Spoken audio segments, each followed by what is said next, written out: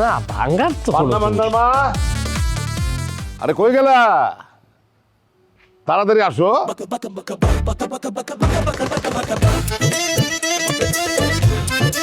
আরে তোমরা এই বাঁশের লাঠি ঝাড়ু নিয়ে আসতেছো কিসের জন্য বুঝলাম না। আগে ক এরা কারা? বউ, নতুন বউ।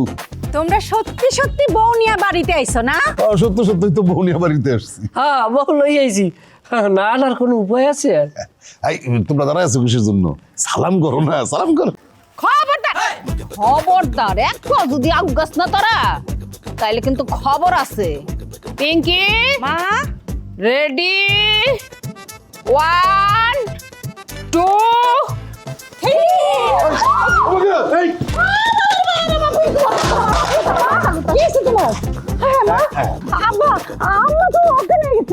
ভালো হয়েছে, জামাইয়ের মাথার উপরে ঝাড়ু তুল চজ্ঞা নেবো না। তখন কি হয়েছে এটা পিঙ্কি? কি হইছে মানে?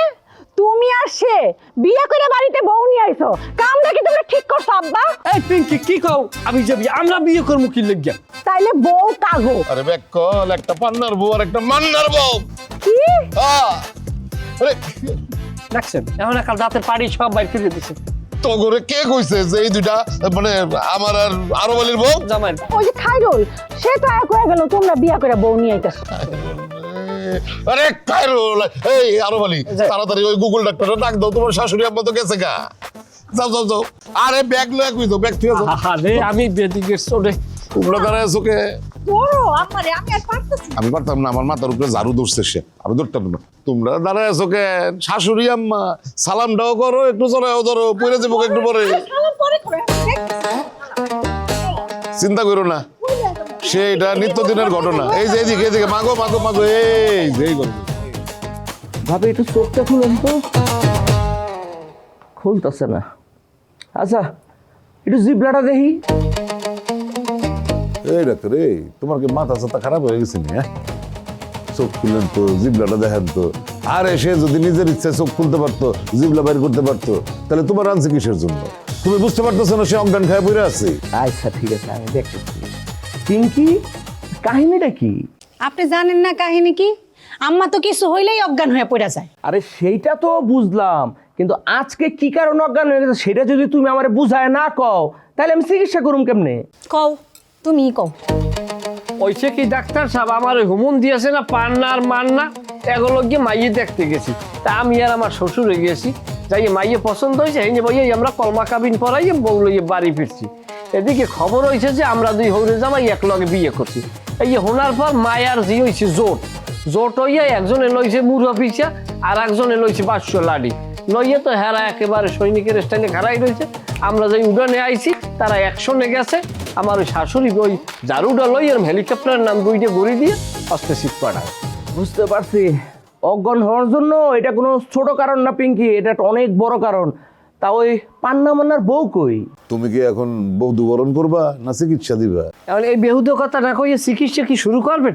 আরে জামাই কাশিমে মাথা গরম করেন কে? আমি দেখতেছি দাঁড়ান।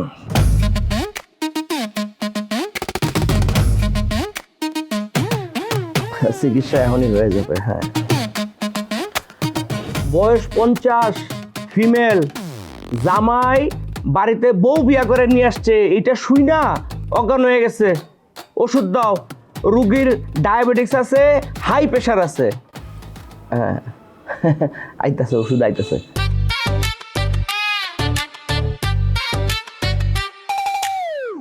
এই যে ওষুধ চলে আসছে।